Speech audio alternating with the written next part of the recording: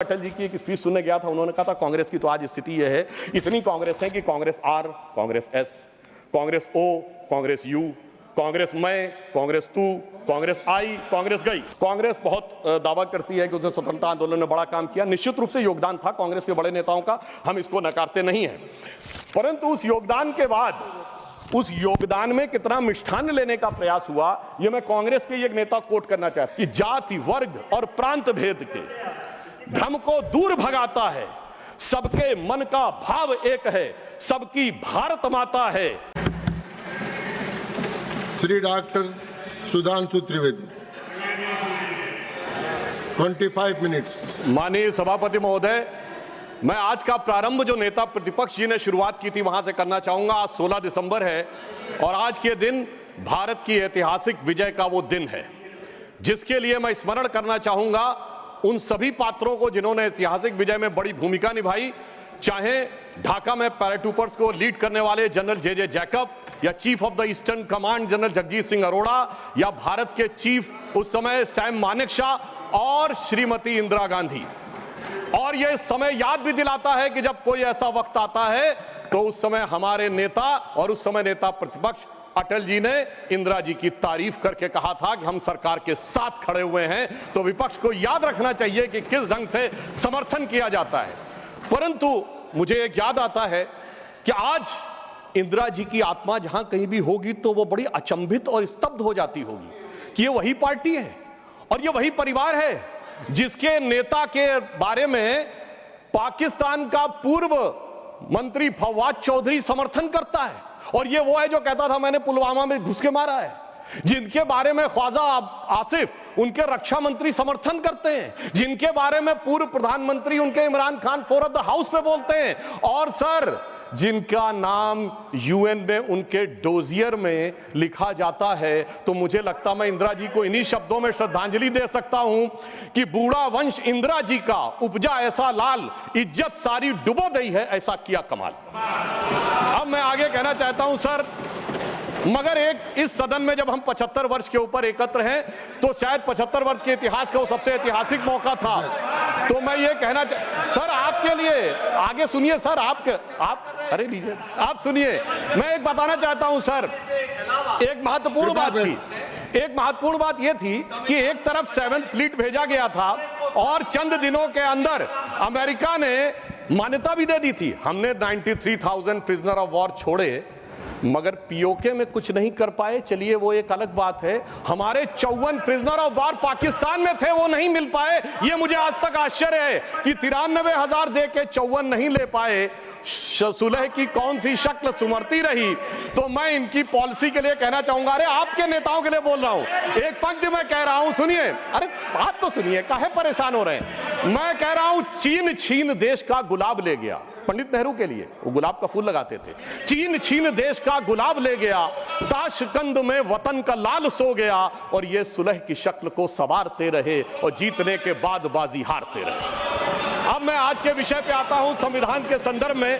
अभी अभिषेक मनु सिंघवी जी जो बहुत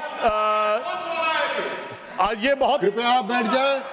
अरे भैया सब दिखाई पड़ रहा है। देखिए मैंने तो इनके नेताओं की तारीफ की, फिर भी नहीं हजम हो पा रही है इनसे, इसीलिए मैं कह रहा हूं। अब सुनिए, आज के हम संविधान के विषय पे आते हैं तो संविधान का सबसे पहला वाक्य है, कृपया बैठिए। द पीपल ऑफ इंडिया, हम भारत के लोग।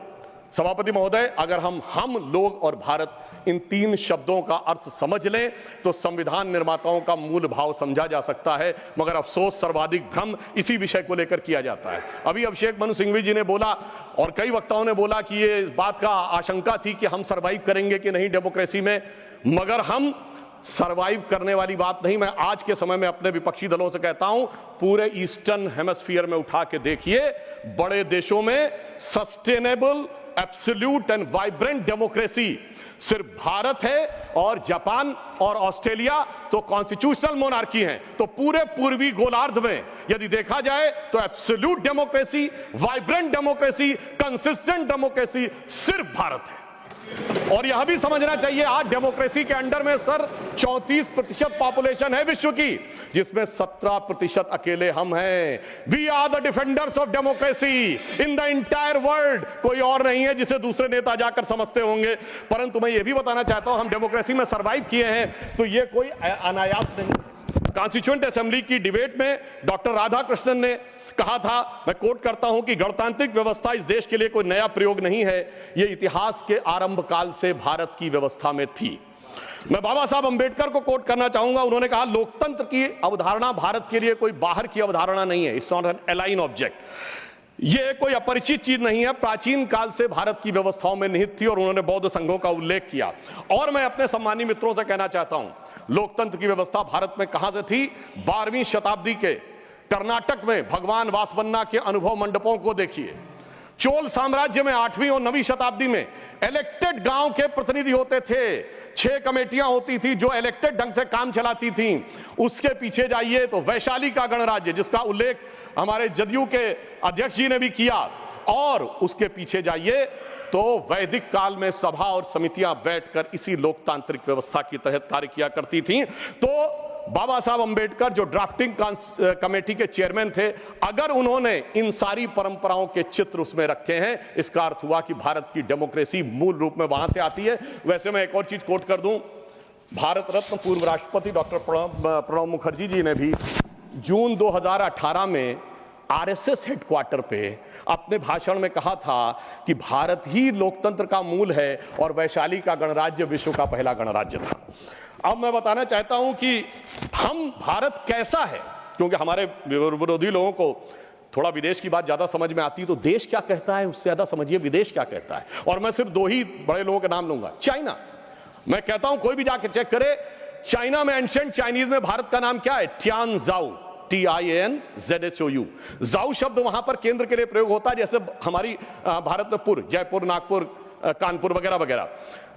अब टियानजाओ अगर आप जाके आज सर्च करेंगे तो विकिपीडिया में कुछ उन्होंने घपला कर रखा है, सीधे सीधे लिख के नहीं आता। पर चाइनीज भाषा की डिक्शनरी में जाइए, TIN, टियान का अर्थ है हेवन और जाऊ का अर्थ है केंद्र।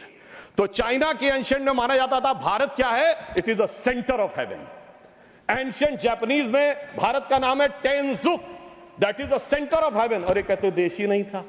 और चीन भी कह रहा है और जापान भी कह रहे हैं कि ये देश तो वो है जो स्वर्ग का केंद्र था। अब मैं बताना चाहता हूं, मिडिल ईस्ट में, अरब में 8वीं और 10वीं शताब्दी में जितने भी बड़े बड़े अरब के राइटर्स हुए हैं, चाहे इब्ने असीर हो, इब्ने कसीर हो, इब्ने तबरी हो, इब्ने खल्दून हो, उन्होंने क्या लिखा है?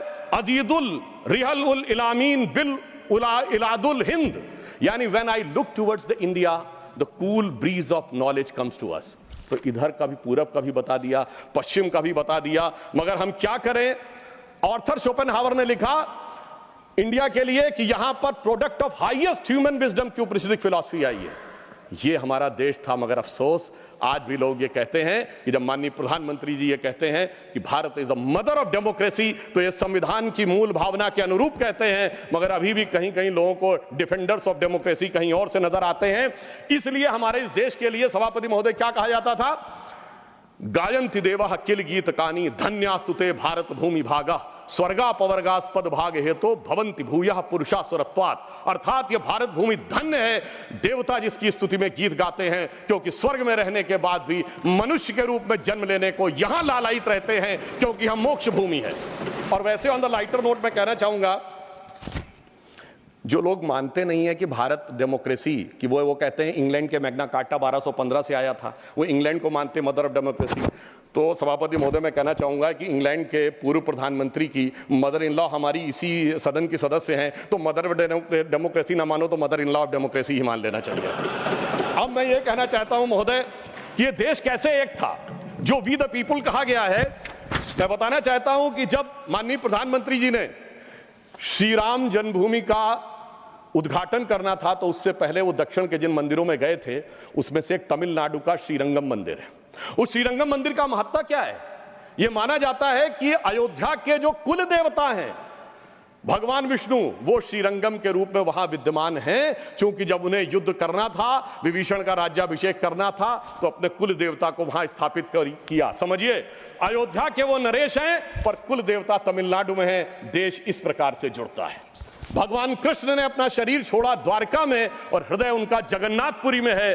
देश इस तरीके से जुड़ता है। इसके बावजूद लोगों को समझ में नहीं आता कि ये देश कभी जुड़ता था। तो मैं कहना चाहता हूं, आज भी कभी जब आप पूजा करते हैं तो हाथ में जब जल लेते हैं तो पंडित क्या बोलते हैं? गंगे च यमुने च गोदावरी सरस्वती नर्मदे सिंधु कावेरी जलेस्मिन् सन्निधिं कुरु। देश की सारी नदियों का स्मरण हो जाता है। इस प्रकार से देश एक संकल्प के थ्रू आकर एक प्रकार से जुड़ता है। और इसीलिए इसकी डेफिनेशन भी दी गई। अगर इंडिया दैट इज भारत कहा गया है हमारे कॉन्स्टिट्यूशन में, तो इंडिया एक ज्योग्राफिकल कोनोटेशन है जो इंडस रिवर के इस तरफ है। तो फिर देश कैसे नहीं था? और भारत के बारे में कहा गया है, उत्तरम यत् समुद्रस्य दक्षिणम च हिमाद्रिभिः वर्षम यद् भारत नाम भारतीयस्य संतति। पूरे भारत की डेफिनेशन दी गई है जो समुद्र के उत्तर में और हिमालय के दक्षिण में है। मगर हम क्या बताएं कि अभी भी लोगों के दिमाग में वो विचार है। अब मैं अगले विषय के ऊपर आता हूं। स्वतंत्रता आंदोलन। कांग्रेस बहुत दावा करती है कि उसने स्वतंत्रता आंदोलन में बड़ा काम किया। निश्चित रूप से योगदान था कांग्रेस के बड़े नेताओं का, हम इसको नकारते नहीं हैं। परंतु उस योगदान के बाद उस योगदान में कितना मिष्ठान्न लेने का प्रयास हुआ, यह मैं कांग्रेस के एक नेता कोट करना चाहता हूं। आप सबने बड़ा प्रसिद्ध गीत सुना होगा, कदम कदम बढ़ाए जा खुशी के गीत गाए जा, जो आजाद हिंद फौज का गीत था। इसको लिखने वाले थे बंशीधर शुक्ल। वो कांग्रेस के नेता थे। 42 में भारत छोड़ो आंदोलन के वजह से उनको निकाल दिया गया नौकरी से। वो लखनऊ में आकाशवाणी में कार्य करते थे। मगर जब आज़ादी के बाद उन्होंने जो भ्रष्टाचार देखा, तो उन्हीं की पंक्ति में कोट करता हूं। क्यों? पहले कांग्रेस का एक चवन्नी हुआ करता था सदस्यता शुल्क, नारा होता था एक चवन्नी चांदी की जय बोलो महात्मा गांधी की।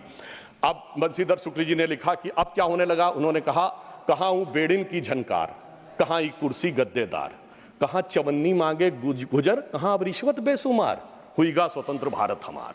और आगे उन्होंने लिखा कि कॉलेज की सब खिड़की स्वतंत्र, टीचर लड़का लड़की स्वतंत्र, हाकिम स्वतंत्र हरहा स्वतंत्र, गलियार घूर चरहा स्वतंत्र, परतंत्र हुए ईमानदार, हुईगा स्वतंत्र भारत हमार। ये तो मैं 1950 के आसपास की बात बता रहा हूं, जिस जमाने के विषय में आप ये कहते हैं। मगर अब मैं आता हूं संविधान में, जो पहला संविधान संशोधन किया गया, जिसके बारे में हमारे बहुत से लोग बोल चुके हैं, मैं डिटेल में नहीं जाना चाहता। मैं सिर्फ ये बताना चाहता हूं, अभिव्यक्ति की स्वतंत्रता या फ्रीडम ऑफ स्पीच हमारी परंपरा में है। और परंपरा जिस सीमा से है, मैं चुनौती से कहता हूं, दुनिया में कोई कंट्री, कोई सिविलाइजेशन नहीं हो सकता। हमारे यदि एक तरफ यह माना गया है कि वेद ब्रह्म वाक्य है, वेद वाक्यम जनार्दनम, तो यहीं पर एक ऐसा भी संप्रदाय हुआ जिसने कहा त्रया वेदस्य कर्तारा धूर्तो भांड निशाचरा। वेद के पढ़ने वाले 3 धूर्त भांड और निशाचर, उस चरवाक को भी स्थान दिया गया। इससे ज्यादा उदार फ्रीडम ऑफ स्पीच किसी को चाहिए? जो कहते फ्रीडम ऑफ स्पीच सिर्फ पंडित जवाहरलाल नेहरू के माध्यम से आई थी। अब मैं बताना चाहता हूं, जो फर्स्ट अमेंडमेंट हुआ, अगर उस समय 2 घटनाएं नहीं होती, सरदार पटेल जी की मृत्यु हो गई थी 15 दिसंबर 1950 और श्यामा प्रसाद मुखर्जी जी ने कैबिनेट छोड़ दिया था 6 अप्रैल 1950। अगर इन दोनों में से कोई होता सरकार में, तो मुझे पूरा विश्वास है कि यह नहीं हो पाया होता। परंतु उस फ्रीडम ऑफ स्पीच की कैजुअलिटी क्या हुई, मैं एक बताना चाहता हूं। बाबा साहब अंबेडकर ने जब 6 अक्टूबर 1951 को अपना इस्तीफा दिया है, जयराम रमेश जी ने वो बात ठीक कही थी कि उसका उपलब्ध है सरकार के आंकड़े में भी। मगर मैं कोट, हाँ वो जी बिल्कुल है, ये है सर, ये है। मगर अब मैं कोट करना चाहता हूं कि बाबा साहब अंबेडकर ने के बारे में पद्म भूषण धनंजय कीर ने, जो कि इंदिरा जी की सरकार के द्वारा पद्म भूषण प्राप्त है, सबसे ऑथेंटिक बाबा साहब की जिन्होंने ऑटोबायोग्राफी लिखी, उन्होंने लिखा 10 अक्टूबर 1951 को लोकसभा में बोलने के लिए खड़े हुए। उनसे कहा गया मुझे अपना बयान प्रस्तुत करने की अनुमति दी जाए। तो उपसभापति ने कहा कि श्रीमान अंबेडकर, अगर आप अपने भाषण की कॉपी हमें पहले दे दी होती तो हम अनुमति दे सकते थे, आप चाहें तो 6 बजे के बयान अपना बयान दे सकते हैं। सभापति की बात सुनकर अंबेडकर जी को अचरज हुआ और धक्का लगा।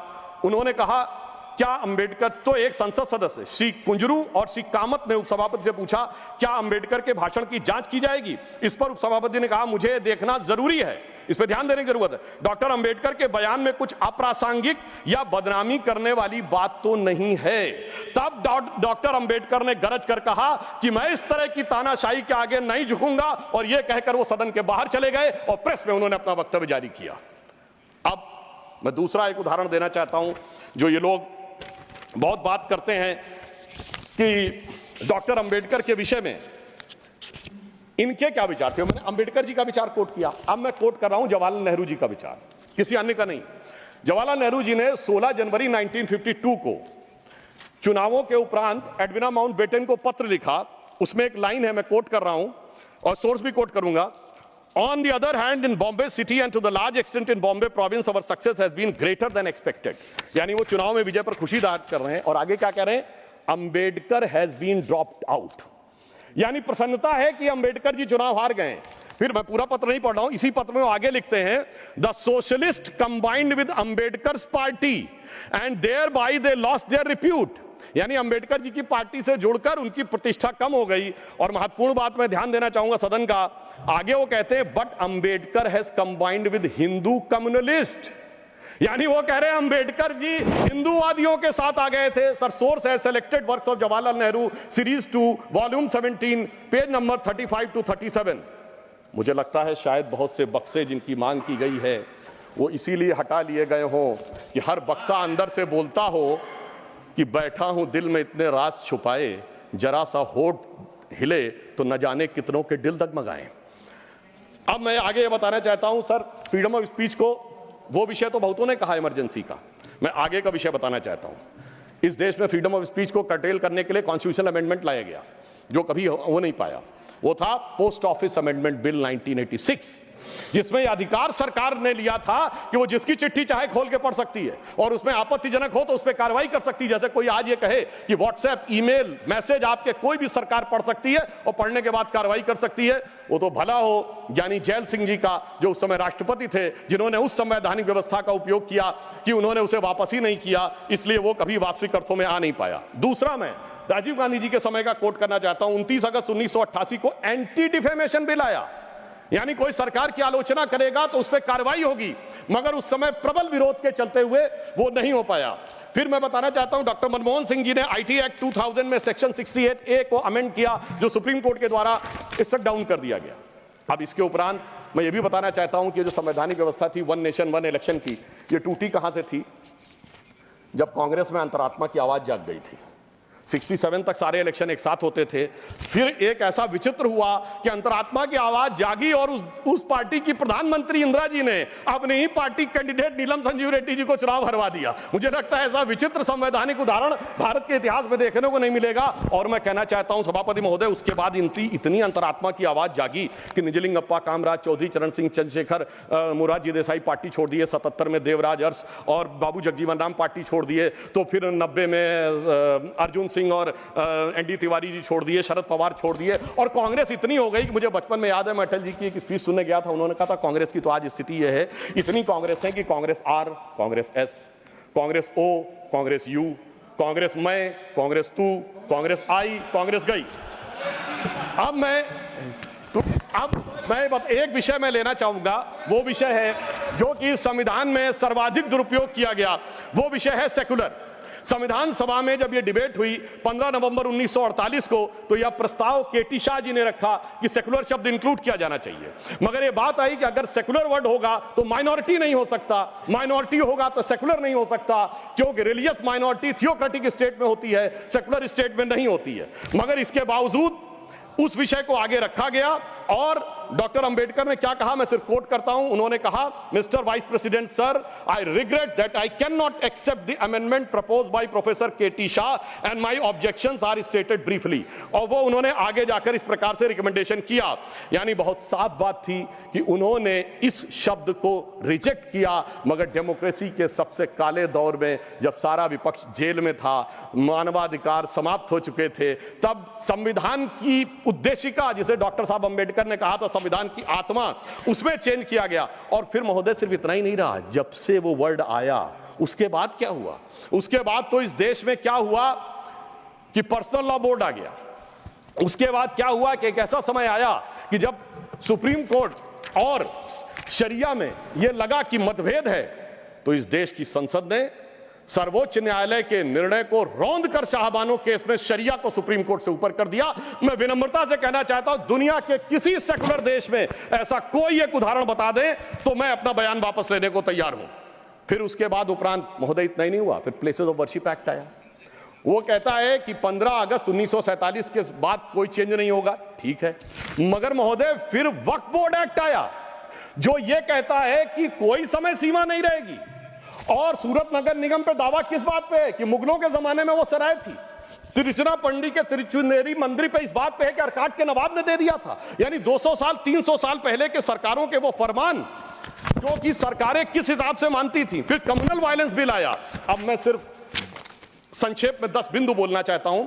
जो लोग आज कहते हैं इस संविधान में उन्होंने क्या किया, मदरसा बोर्ड आया, मुस्लिम पर्सनल लॉ बोर्ड, इन सबको संवैधानिक मान्यता, संवैधानिक संरक्षण प्राप्त है। 4 पत्नी रखना, ट्रिपल तलाक, हलाला, मेहरम बालिका से विवाह करना, तलाकशुदा महिला को कोई मुआवजा न देना, हज सब्सिडी, वक्फ बोर्ड। अब मैं कहना चाहता हूं, मैं विनम्रता से कहना चाहता हूं कि इन लोगों ने इस कॉन्स्टिट्यूशन को सेकुलरिज्म का शिकार करते हुए इसको पार्शियली शरिया कॉन्स्टिट्यूशन बनाने का प्रयास किया। अन्यथा कोई गैर मुस्लिम देश दिखा दे कि जिसमें कि इस प्रकार की बात हुई हो, कोई सेकुलर देश, 200 देश हैं, बड़े विद्वान लोग बैठे हुए हैं वहां पर। मैं बताना चाहता हूं, कोई उदाहरण बताइएगा जिस स्टेट में सुप्रीम कोर्ट से ऊपर शरिया हो। अब मैं बताना चाहता हूं, बड़े विद्वान लोग उधर बैठे हुए हैं, मुझे कोई जरूरत नहीं है 200 में सिर्फ 4 सेकुलर देश बताइएगा, मैं अपना बयान वापस ले लूंगा जहां शरिया सर्वोच्च न्यायालय से ऊपर हो। और मैं ये भी बताना चाहता हूं, इतना ही नहीं था सर, संविधान का अपमान आप लोगों ने किया। और मैं कहना चाहता हूं, जो लोग मनुस्मृति की बात करते हैं उन्होंने इसको मौलवी स्क्रिप्ट बनाने का प्रयास किया भारत के संविधान को। यह अपने आप में शर्मनाक बात है। शर्म उस समय आनी चाहिए थी जब इस तरह के परिवर्तन कर रहे थे। और मैं एक और बात कहना चाहता हूं, सभापति महोदय, टेक्निकल बात कह रहा हूं, मेरी बात गलत लगेगी तो मैं अपने बयान वापस ले लूंगा। सुनिए सर, वक्फ बोर्ड एक्ट में मुगलों के जमाने का फरमान को कॉन्स्टिट्यूशनल मान्यता प्राप्त है। यह वो संविधान था, वो सरकारें थी जिनमें जिम्मी का कॉन्सेप्ट था, जिसमें जजिया का कॉन्सेप्ट था, जहां के बादशाह गाजी की उपाधि लेते थे, सैकड़ों लोगों को मारकर। इवन अकबर ने भी गाजी की उपाधि दी है। यदि इस प्रकार की चीजों को तो मैं कहना चाहता हूं सर, मैं पूछना चाहता हूं, जिम्मी और जजिया के फरमानों को कॉन्स्टिट्यूशनल मान्यता देना क्या शरिया को संविधान में लागू करना नहीं है? इसीलिए मैं कहना चाहता हूं, सुधांशु त्रिवेदी जी के अलावा किसी का रिकॉर्ड में नहीं जाएगा।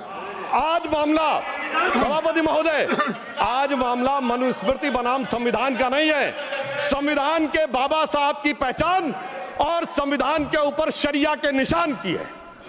और इसीलिए मैं बिल्कुल ईमानदारी से कहना चाहता हूं कि इन लोगों को सुधांशु त्रिवेदी जी के अलावा किसी का रिकॉर्ड पर नहीं जाएगा। कृपया आप शांत रहें।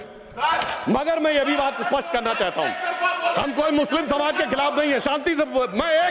अगर मुझे एक देश दिखा दीजिएगा जहां शरिया सर्वोच्च न्यायालय से ऊपर हो तब बात करिएगा।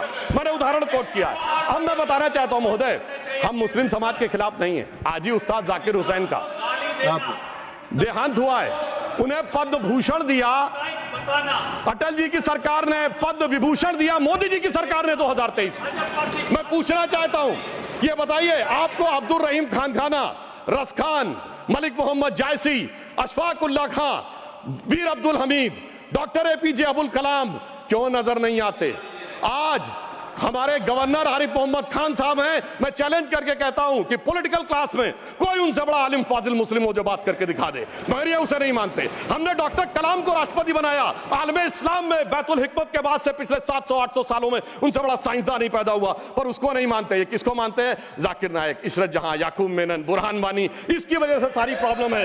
यहां सोच कट्टरपंथी जहनियत की है।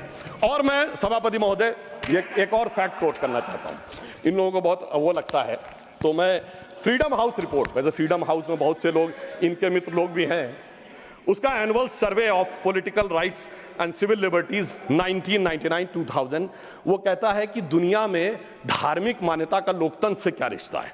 तो वो पेज नंबर 1011 पे लिखता है, there is a strong correlation between electoral democracy and Hinduism. वो कहता है कि जहां हिंदू धर्म है वहां पर ज्यादा डेमोक्रेसी, और उसमें Fiji, Guyana, Mauritius, Bharat, Nepal बहुतों को कोट किया है। और फिर उसने जो आगे कहा है वो इनको लगेगा, फिर उसने बुद्धिस्ट, व्हाट्सएप नहीं, मैंने कोट किया है रिपोर्ट के साथ, हवा में बात मत करिए। अब मैं आपको बताना चाहता हूं, और उन्होंने आगे एक और बात कही है। ब्रुकिंग्स ने अपनी रिपोर्ट में 2019 में मोदी जी के समय क्या लिखा है? India is a silver lining, even a gold lining of democracy, reported released in February 2019। सुनिए, व्हाट्सएप की बात करने वाले, February 2019 titled Democracy and Disorder and the Struggle for Influence on New Geopolitics, page number 31। अब मैं एक दो विषय का उत्तर देना चाहता हूं जो हमारे माननीय नेता प्रतिपक्ष जी ने कहा। उन्होंने कहा कि झंडे का विरोध करने की बात, हम तो ईमानदारी से कहना चाहते हैं कि हम कभी झंडे के विरोध में नहीं थे। झंडे में, अब सर पूरी बात सुनिए सर, मैं कोट कर रहा हूं, अब सर मैं कोट कर रहा हूं, अब सुनिए सर, मैं महात्मा गांधी को कोट कर रहा हूं, सुनिए सर, महात्मा गांधी कोट कर रहा हूं। महात्मा गांधी ने 6 अगस्त 1947 को कहा, अगर भारत के झंडे पर चरखा अंकित नहीं होगा तो इस झंडे का अभिवादन करने से मैं इनकार कर दूंगा। आप तो जानते ही हैं, भारत के राष्ट्रीय झंडे पर सबसे पहली परिकल्पना मैंने की थी। बिना चरखे के निशान के भारतीय झंडे की कल्पना नहीं है। वैसे पंडित नेहरू और अन्य लोगों ने मुझे बताया है कि नए ध्वज में बना चक्र चिन्ह चरखे का प्रतीक है। कुछ लोग इसे सुदर्शन चक्र बताते हैं, मगर मैं समझता हूं क्या है सर, स्रोत है संपूर्ण गांधी वाङ्मय खंड 89 पृष्ठ 11। अब आप बताइए, आप कहेंगे कि महात्मा गांधी उनका विरोध कर रहे थे, इसलिए मैं कहना चाहता हूं महोदय, 2-3 मिनट में समाप्त कर दें। जी मैं समाप्त कर रहा हूं सर। एक बात और कहना चाहता हूं, अंगूठा कटवाने की बहुत बात कही गई। वैसे इतने अंगूठे कटे हैं पिछले 60-70 सालों में कि उन एकलव्यों से पूछ लिया जाए तो समझ में आ जाएगा। मगर जो लोग बहुत ज्ञान बघाड़ते हैं, मैं उनसे पूछना चाहता हूं, किसी ने महाभारत में पढ़ा है क्या कि मैकाले का ही थॉट पढ़े आ रहे हैं? मैं किसी के प्रति अपमान नहीं करना चाहता, 100 में 99 लोगों को यह नहीं पता कि वो किस चैप्टर में है। महाभारत के वन पर्व में है, जहां पर जब एकलव्य का वो पूरा विशेष नहीं जाता, जब द्रोणाचार्य उससे पूछते तुम अपना परिचय दो, तो कहता मैं मगध नरेश जरासंध के प्रधान सेनापति हिरण्यधनु का पुत्र Eklavya. He was the chief of the armed forces. माननीय सदस्यगण, आप ऐसे कहते जैसे माननीय सदस्यगण, जो बचे हुए माननीय सदस्य बोलने वाले हैं उनको कल अवसर मिल सकेगा। आप कृपया 1-2 मिनट में समाप्त करें। जी हम समाप्त करते हैं। तो इसलिए मैं कहना चाहता हूं, जब अगर आप हकीकत में देखेंगे तो समझ में आएगा। और मैं आज प्रधानमंत्री जी को धन्यवाद देना चाहूंगा। महोदय, ये जरासंध की सेना वो थी जो उस समय भारत की सबसे शक्तिशाली सेना थी, जिसके लिए कृष्ण जी भी एक बार छोड़े थे तो रणछोड़ नाम पड़ा था। अगर ट्राइबल उसका चीफ था, यह भी तो पूरी बात बताओ। और आज 5000 साल के बाद जब महामहिम राष्ट्रपति ट्राइबल समाज से हैं, तो पहली बार तीनों सेनाओं का सर्वोच्च अध्यक्ष एक बार पुनः ट्राइबल हुआ है। तो मुझे लगता है भारत की परंपरा को सही ढंग से समझने का एक अवसर मिला है। इसलिए मैं कहना चाहता हूं सभापति महोदय, बस 1-2 लाइन में समाप्त करता हूं। अगर महाभारत ही पढ़ना है तो महर्षि वेदव्यास की दृष्टि से पढ़ो, विदुर की दृष्टि से पढ़ो, शकुनी की दृष्टि से पढ़ोगे, भाइयों को लड़ाने वाले शकुनी की दृष्टि से, तो यही नजर आएगा। मगर क्या बताएं सभापति महोदय, ये भाइयों में लड़ाने वाले शकुनी, भाइयों में लड़ाने वाले मंथरा की मनोवृत्ति इतनी व्याप्त हो गई है देश में कि आज इस देश को, और मैं एक पॉइंट और कहना चाहता हूं सर, कमिटेड जुडिशरी की तो बहुत बात की गई, पर इस देश में एक ऐसा उदाहरण भी हुआ है जब एक जज कांग्रेस का नेता रहने के बाद जज हो गया। सर 1962 से 68 तक जस्टिस बहरुल इस्लाम राज्यसभा में कांग्रेस के सदस्य रहे, फिर 68 से 72 तक दोबारा सदस्य रहे। 72 में उन्होंने रिजाइन किया और जाकर बन गए गुवाहाटी हाईकोर्ट के जज। फिर वो वहां बने चीफ जस्टिस गुवाहाटी हाईकोर्ट में। उसके बाद महोदय उन्होंने रिजाइन किया और बरपेटा से कांग्रेस का टिकट मिला। अब वो टिकट इलेक्शन काउंटर मांड हो गया, 84 में फिर राज्यसभा के सदस्य बन गए। अरे भाई, इस्तीफे के बाद आप बहुत कहेंगे कि जो राज्यसभा में आए कांग्रेस के नेता सांसद रहने के बाद, और उन्हें सुप्रीम कोर्ट का जज 8 महीने के गैप के बाद बनाया गया। मुझे लगता है संविधान का इससे बड़ा अपमान नहीं हो सकता था जो हमें देखने को मिला। और अंत में सभापति महोदय, मैं सिर्फ ये कहना चाहूंगा एक पंक्ति में कि भारत की लोगों के बारे में एक विचार करिए। कुंभ का मेला होने जा रहा है, जो दुनिया का सबसे बड़ा ऑर्गेनाइजेशन है, और ये किस साइंटिफिक आधार पे होता है? जुपिटर के 12 साल के सर्किल पे। अरे उन्हें तो 200-300 साल पहले जुपिटर के सर्किल का नहीं पता था, हम हजारों साल से आ रहे हैं। मगर क्या बताएं महोदय, जिनकी सोच ही देश के लिए अलग है। तो मैं अंत में कहना चाहूंगा, उनके लिए हम लोग कभी एक गीत गाते थे जब हमारी सरकार नहीं थी, उगा सूर्य कैसा कहो मुक्ति का ये, उजाला करोड़ों घरों में न पहुंचा। तो मैं उनके लिए कहना चाहता हूं, न संयम व्यवस्था न एकात्मता है, भरी है अभी तक मनों में गुलामी, वही राग अंग्रेजियत का पुराना, सुनाते बड़े लोग नामी गिरामी, प्रजातंत्र की धार उतनी गगन से, मगर निर्जन सागरों तक न पहुंचा। उगा सूर्य कैसा कहो मुक्ति का ये। अंत में मैं एक पंक्ति कहकर समाप्त करता हूं। सर, इन्होंने जितना भी विभाजन क्रिएट करने का प्रयास करें, पर हम उस सिद्धांत को मानते हैं कि जाति, वर्ग और प्रांत भेद के भ्रम को दूर भगाता है। सबके मन का भाव एक है, सबकी भारत माता है। अनेकता में ऐक्य मंत्र को जन जन फिर अपनाता है। देखो प्यारा देश हमारा आगे बढ़ता जाता है। धन्यवाद। The house stands adjourned to meet at 11 AM on Tuesday, the 17th December 2024। धन्यवाद।